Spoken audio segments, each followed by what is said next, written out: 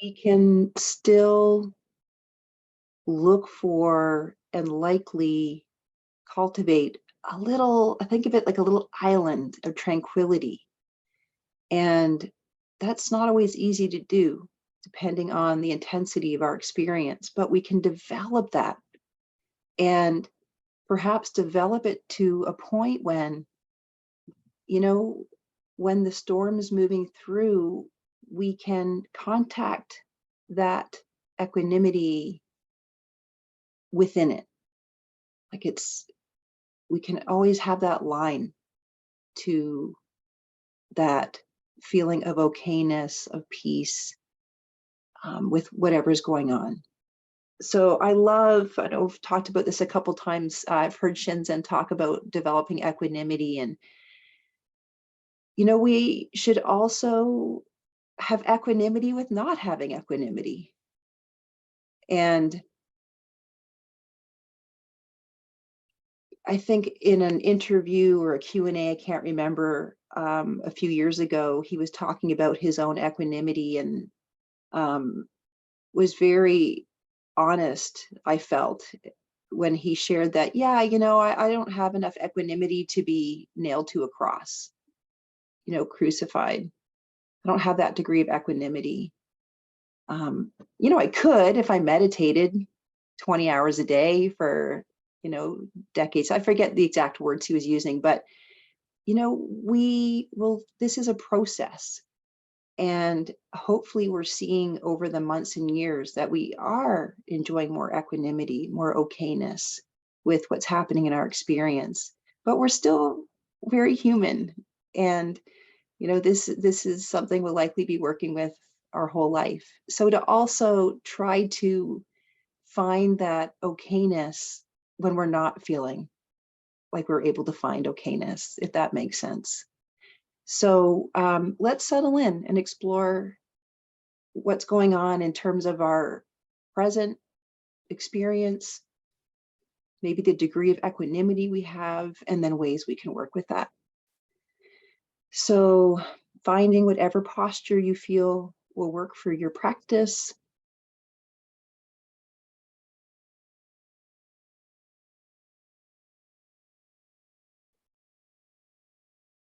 Let's check in. Let's see what it feels like to be you. What's going on in there, the thoughts, the thought space, the general flavor, perhaps. If there's a general flavor to notice, maybe it's pretty quiet in there, maybe they're pretty neutral.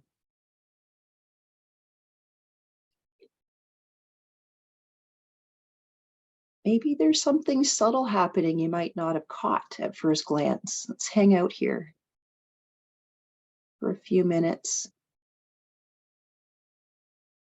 And notice if there's even a bit of subtle friction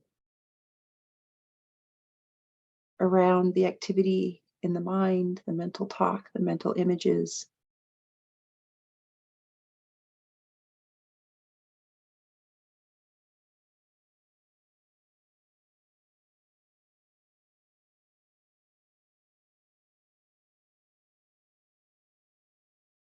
Maybe the mind is busier than you think it should be.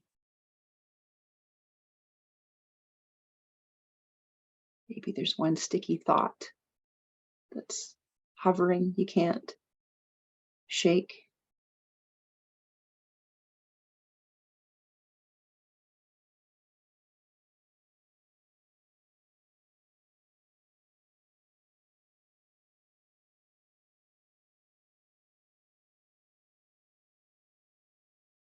And even our stance, even our attitude as we practice can have an impact on our equanimity. So let's take a look at that. Our stance can be passive or active, meaning, am I really penetrating into this thought space with my attention? Am I really leaning in and making a bit of effort to learn about maybe tease apart the components of these thoughts. Or we can settle back and take a more passive stance. Just let the thoughts kind of wash over us as they come. We hang back. This can feel like a more relaxed attention.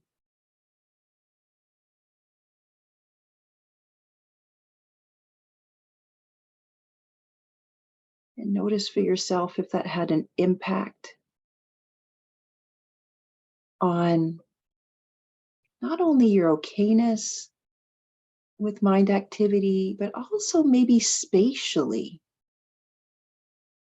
This may or may not make sense, but the more active might feel like we're kind of getting in there, we're getting close, we're penetrating attention. And the passive might feel like we're creating a bit more space, letting the thoughts kind of envelop us, move through. And while we might lose a little something when it comes to sensory clarity, we might gain in equanimity.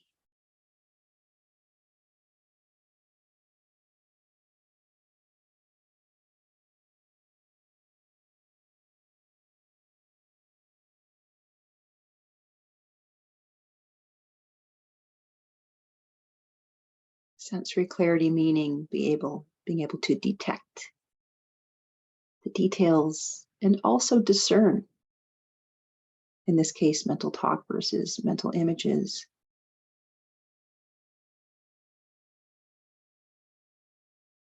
We can kind of ease up on the effort.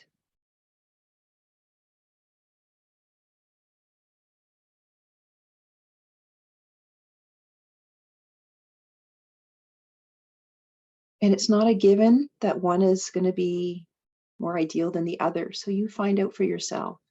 Sometimes kind of really getting in there, getting closer to our experience can be what we need. Be more deconstructive.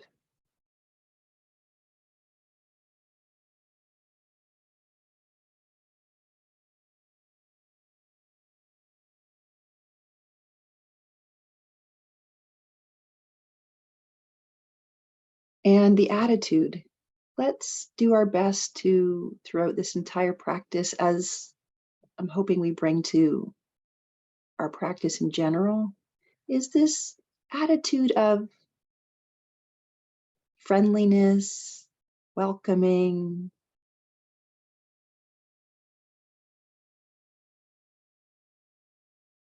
curiosity,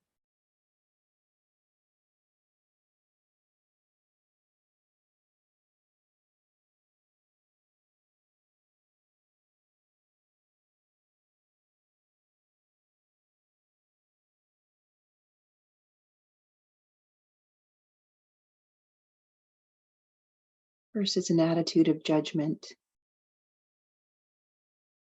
preference.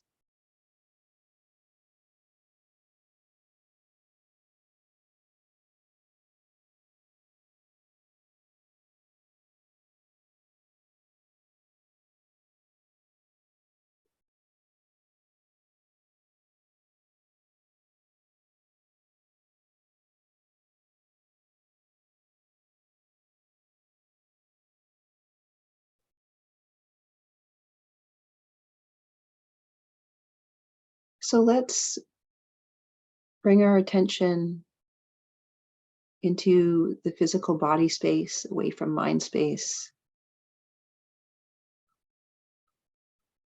Get a sense of what's going on in this sense category.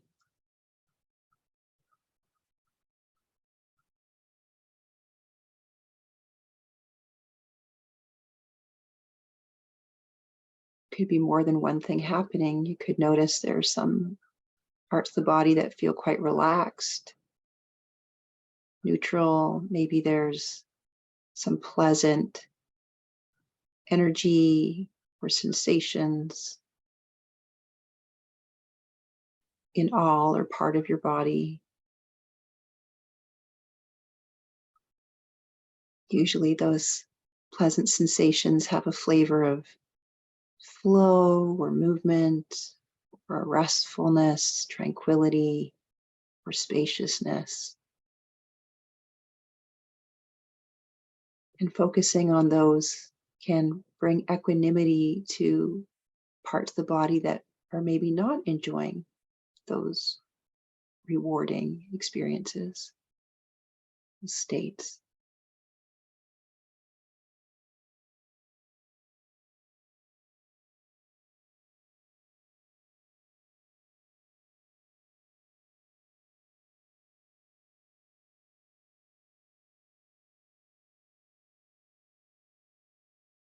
So we're looking to find and enjoy, if it's available, pleasant sensations, neutral sensations in the body. And this is a bit of a turn away. So we're not focusing on discomfort, anchoring our attention away to somewhere more pleasant to help induce equanimity.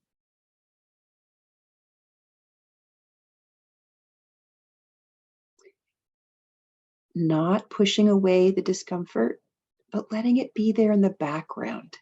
So we're developing background equanimity as opposed to foreground equanimity.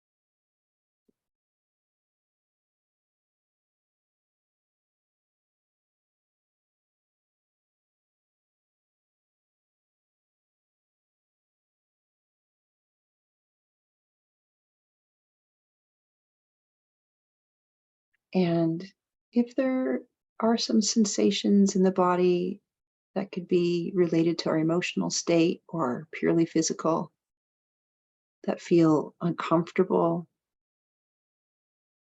and discomfort can be related to, pain, but it can also be an itchiness, too hot, too cold, hungry, too full. There's lots of ways we can experience discomfort.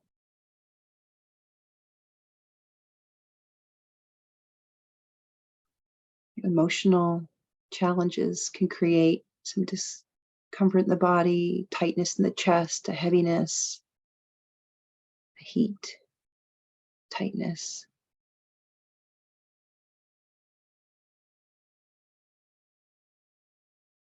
So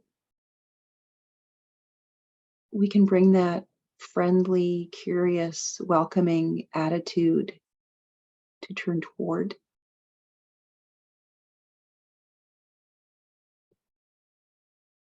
Those sensations, you can visit them one at a time.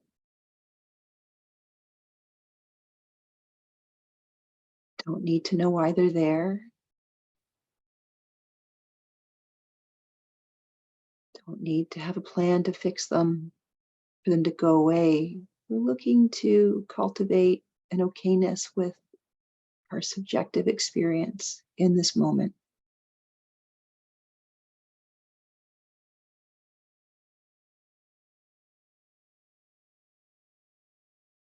There's a few ways we could do that, working directly with the sensation. One is to see if there's any flow, any movement, any change we can detect and track.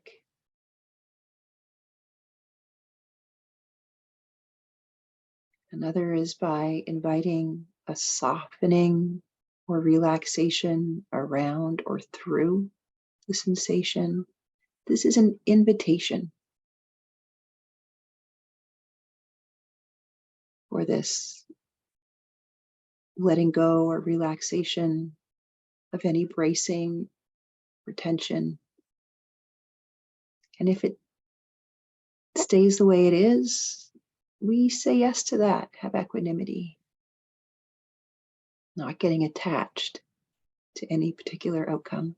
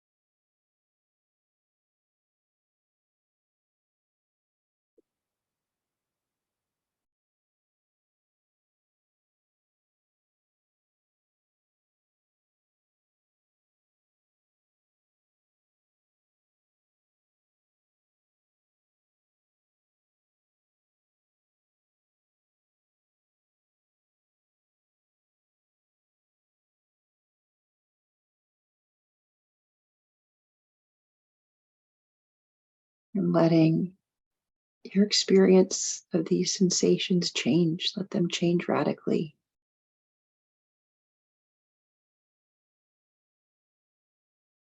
from the ordinary to more extraordinary, more fluid perhaps, a bit thinner, less friction.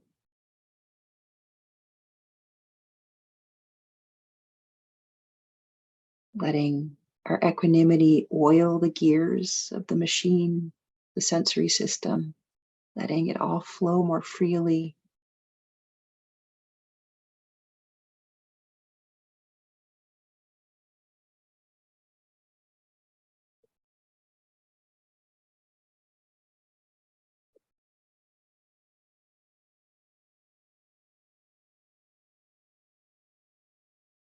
So while we're still here with the physical, just another few minutes deciding whether you want to anchor into more tranquil, pleasant experiences in the body or turn toward the unpleasant, uncomfortable sensations, deciding what strategy you could toggle between the two to work on developing more and more equanimity.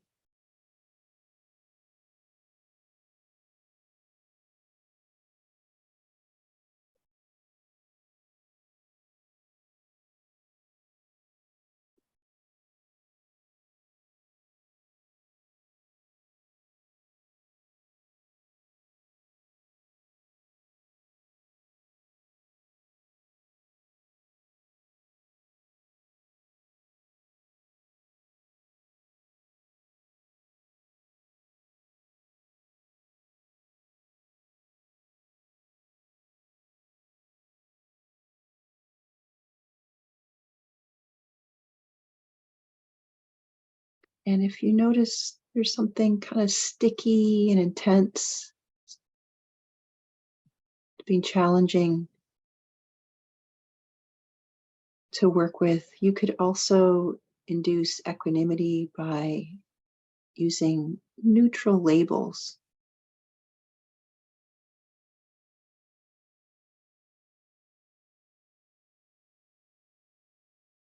like feel to indicate this is a feeling or sensation or energy, whatever label you feel will work best, but a neutral label, a label we can use for any and all sensation. So we are becoming less discerning.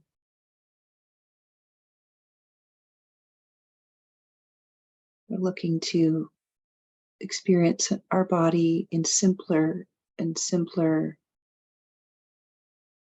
less differentiated ways.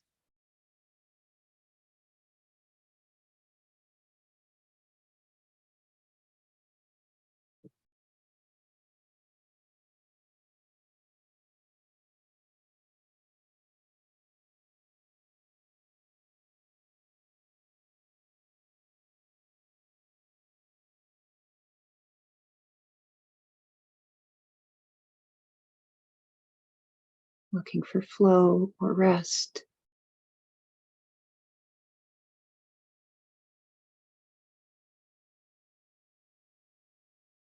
spaciousness,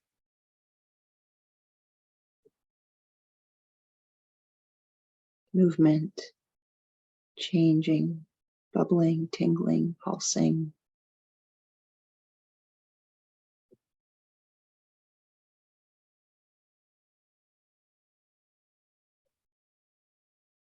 Growing, shrinking, less intense, more intense, all ways to tune into impermanence.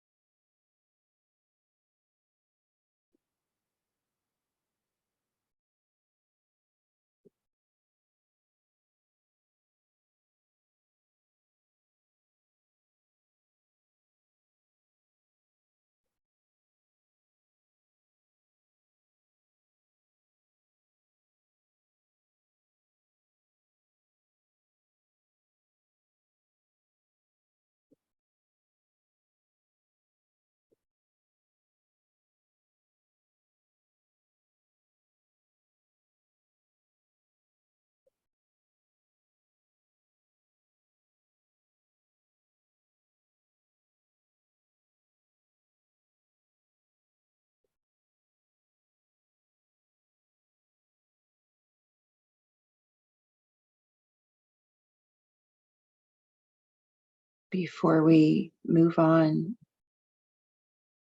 if you feel like you're enjoying some equanimity in body space,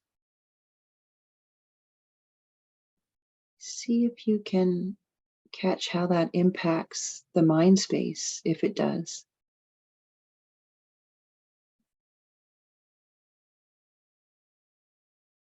The relationship between the sensory gates is something we can track more consciously.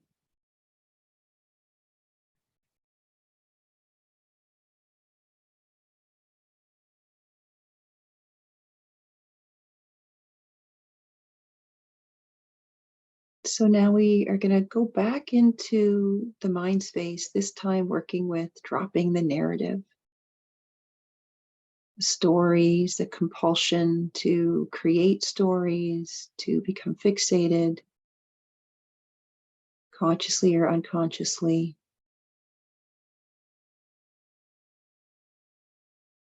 There's a couple of techniques you can use to support that. There's more than a couple, I'm sure, but a couple I'll share. One is to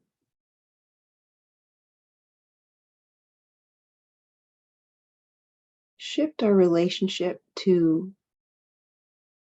starting with mental talk, the sounds created in the mind. So instead of following the meaning, content of thought, noticing instead that it's a sound. Sounds, consonant, vowels, space or silence between them.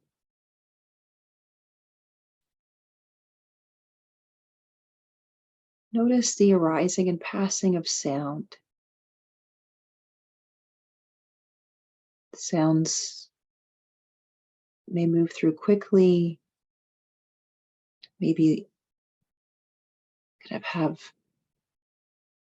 periods where there's a lot of volume, then it eases up.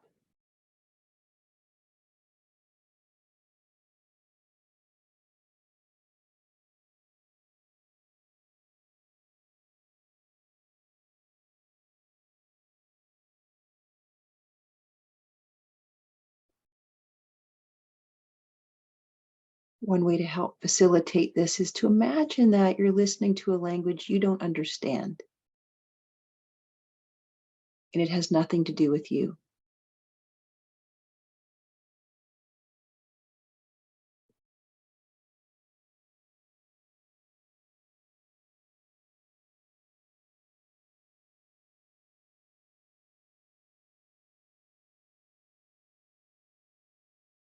Just doing our best. It's a pretty strong habit we have of making sense of our experience through these narratives. Just for this time, we're going to practice letting go.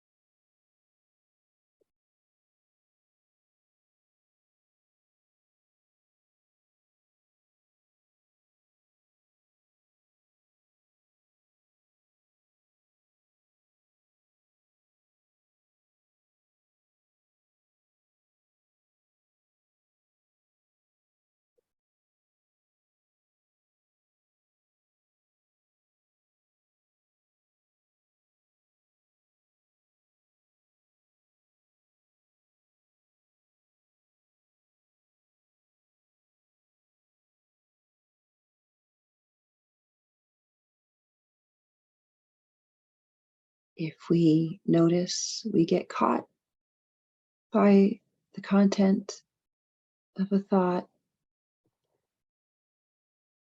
we do our best to relax our attention, release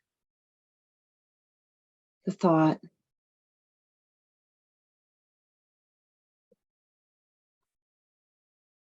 The second technique that we could practice helping to drop the narrative is to note the gone in mental activity, meaning try to catch the very moment when a thought comes to an end.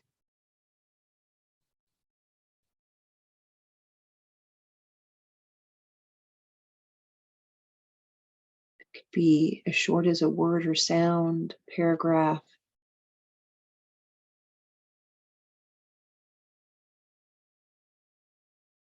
Not so interested, again, in the content. Just kind of let that roll through, waiting to catch that moment in time.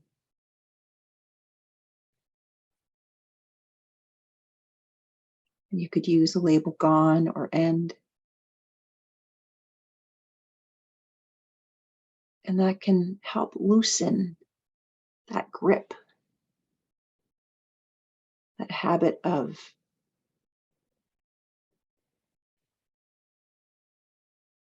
owning the thoughts, giving them importance, relevance.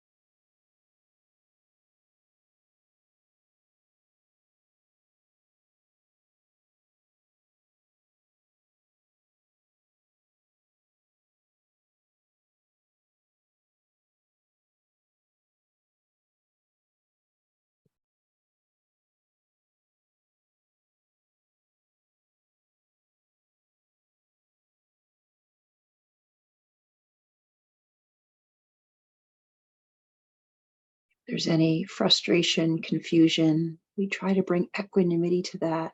Yes, keep recycling any reactions. There's nothing to argue with, no preference, letting go of any expectations around our experience. Everything is welcome and included.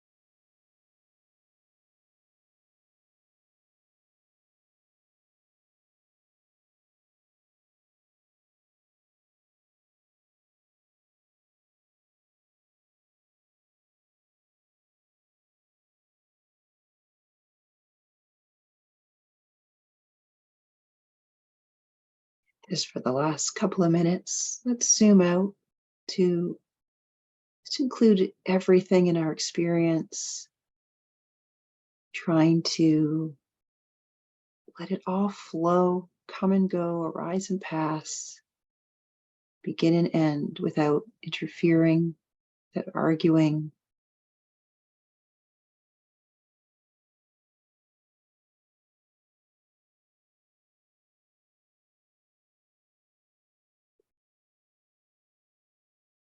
To the extent that we're able, bringing that friendliness, acceptance, maybe even some love to what is.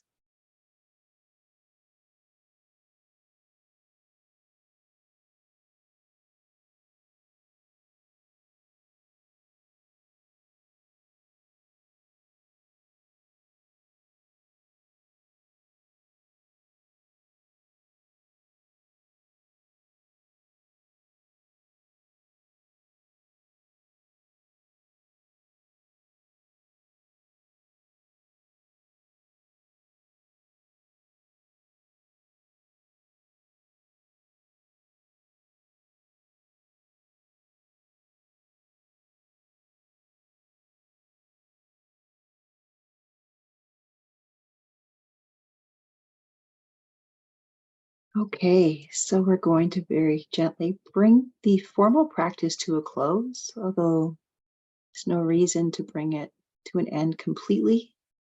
The eyes open when you're ready. If you'd like to